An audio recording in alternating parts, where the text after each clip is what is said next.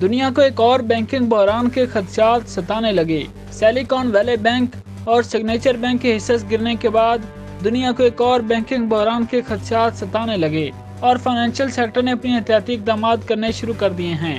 غیر ملکی خبر رساں ایجنسی کے مطابق دنیا بھر کی اسٹاک مارکیٹوں کو گزشتہ روز شدید مندی کا سامنا رہا اور ایک بار پھر بینکنگ بحران میں اضافے کے خدشات سامنے آنے کے بعد اسٹاک مارکیٹیں کریش کر گئیں۔ قرض دینے والے بڑے سوئس بینک کریڈٹ سوسی نے اس میں بڑا حصہ ڈالا، جس کے شیئر میں 30% کمی ہوئی ہے۔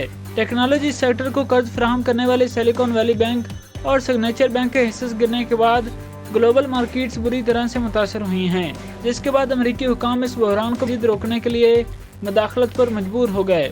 اس ہفتے کے شروع میں اسٹاک مارکیٹوں میں کچھ بہتری کے بعد گزشتہ روز دوبارہ مندی کا رجحان رہا۔ یورپی اسٹاک مارکیٹ میں 3% سے زائد کمی ہوئی، جبکہ امریکی اسٹاک مارکیٹ ڈاؤ کو 1.7% کمی کا سامنا رہا، جس کا اثر وال اسٹریٹ پر بھی پڑا۔ یورو کی قدر میں بھی کمی ہوئی، جبکہ امریکی تیل کی قدر میں 5% سے زیادہ کمی کے بعد فی بیرل WTI کی قیمت دسمبر 2021 کے بعد پہلی بار $70 فی بیرل سے نیچے چلی گئی۔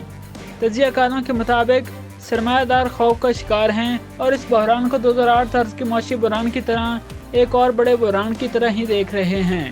سوئٹزرلینڈ کے دوسرے بڑے بینک کریڈٹ سوسی کی شیئر میں 30% کمی ہوئی ہے اور ریکارڈ کم ترین سطح پر پہنچ گئے ہیں۔